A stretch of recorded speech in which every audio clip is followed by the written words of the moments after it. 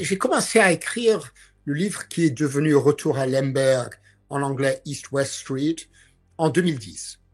Et ça touche sur l'histoire de quatre hommes, deux grands juristes qui ont inventé les concepts de crime contre l'humanité et génocide en 1945. Mon grand-père, qui était victime du Shoah, et un quatrième homme qui s'appelle Hans Frank.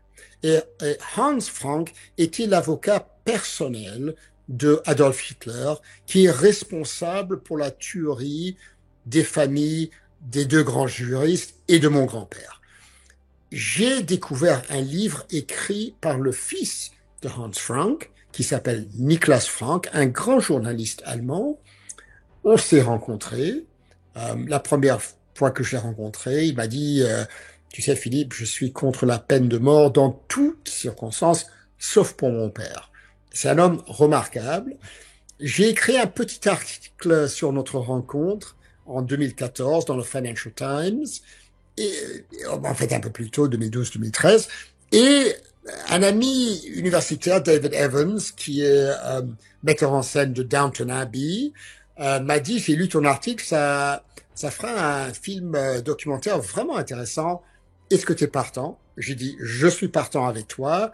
On a travaillé pendant 2 ans et le produit, c'était un film sur le BBC qui a été terminé en 2015, on a fait le premier au festival Tribeca à New York. C'était vraiment génial.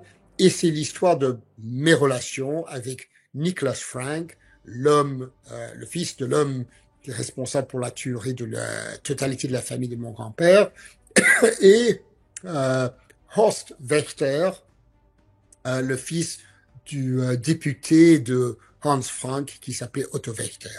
Et c'est un film, 10 ans plus tard, le film est sorti en 2015, mais on reçoit chaque année plusieurs invitations pour faire des conversations autour de ce film. Nicholas Frank, je l'ai rencontré pour la première fois, c'était 2011, 2012, et c'était complexe.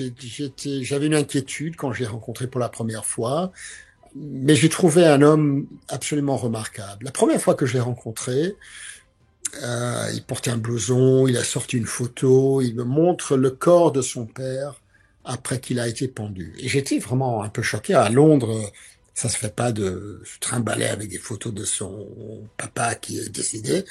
Il m'a dit oui, c'est la première chose que je fais chaque jour pour me rassurer que mon père, criminel international, est vraiment décédé.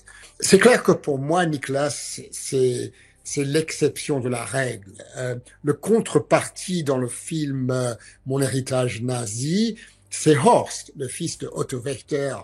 Et en comparaison avec Nicolas, qui vraiment, il a une détestation de son père, Horst adore son père. Son père a fait exactement la même chose que Hans Frank. Il est responsable pour la tuerie de millions de personnes. Mais par contre, Horst reconnaît la participation de son père dans ces tueries, mais il dit il n'était pas responsable. Et c'est dans ce contexte que ce film se situe bien dans le thème que j'ai choisi pour ce festival, la question de l'impunité. À quel moment est-ce qu'un homme, une femme, atteint un niveau de responsabilité pour un crime international? C'est une question de nos jours. Monsieur Poutine, Monsieur Netanyahou, Hamas, etc., même Monsieur Trump aux États-Unis, l'impunité règne de nos jours. Et ça, c'est ce que je veux discuter. Je connaissais pas le Festival État du Monde, c'est la première fois que je fais sa connaissance, mais bien sûr, je connais beaucoup le Forum des Images, je suis allé plusieurs fois. Ma mère était parisienne, je viens 10 fois par an à Paris, j'habite presque la moitié de l'année en France, j'ai plein d'amis français, françaises qui sont dans le cinéma, et donc je sais très bien ce que c'est, et je connais très bien le rôle central dans la vie culturelle du cinéma que joue le Forum des Images. Je suis ravi de participer.